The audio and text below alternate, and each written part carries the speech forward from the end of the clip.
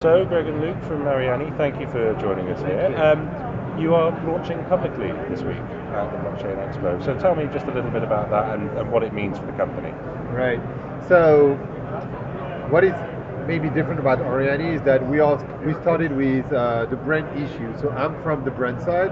I've always worked with luxury brands, and so we try to understand what their issues were and what the issue from the consumer were.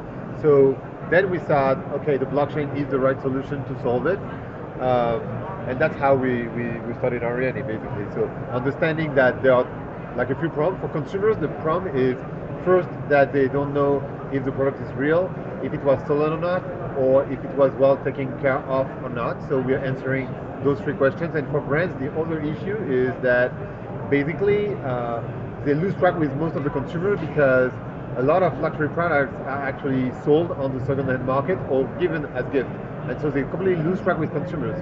And so for brands, it's very important to keep the relationship with the consumers. And for that, Arianee is the great solution. There are a couple of companies out there that are looking at sort of precious metals and luxury goods and using blockchain technologies to ensure the provenance.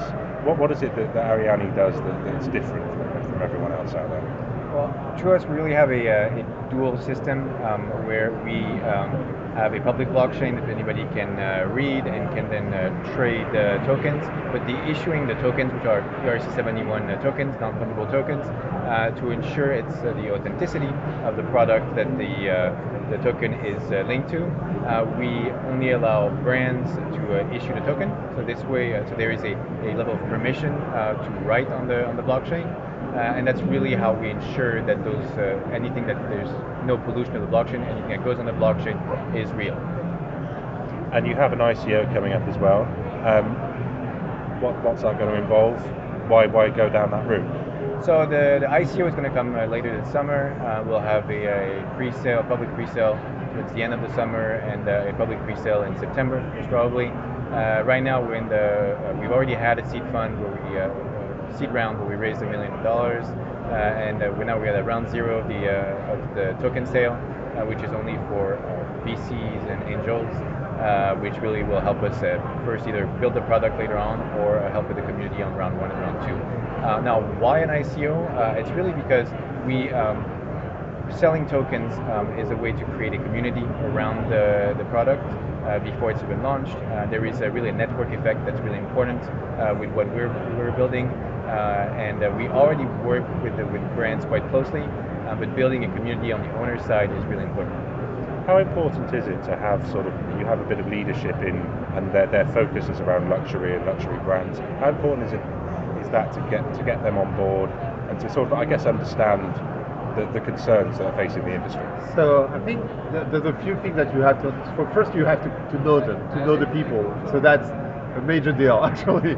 But then you also have to understand how they work and how it I mean, there are a lot of politics in those kind of brands, but also I saw a few projects that want to add like a chip into the product, so change the manufacturing of the product. And we believe, and I believe because I've been working with those brands for years, that it's not going to happen. I mean, they will never accept someone to put a chip in their product. So first, it's going to take, even though they would accept, it would take years for them to insert it in the product, in the process.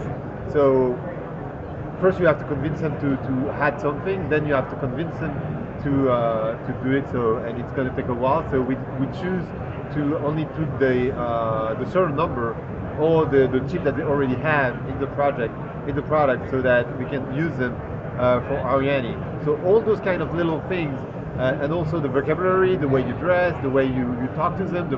I mean, all those things are very important when you go to see luxury brands. There's a lot of codes that you have to respect, and that's also why in the project in Arianee you have both very tech people, but also people that have worked with luxury brands. Yeah.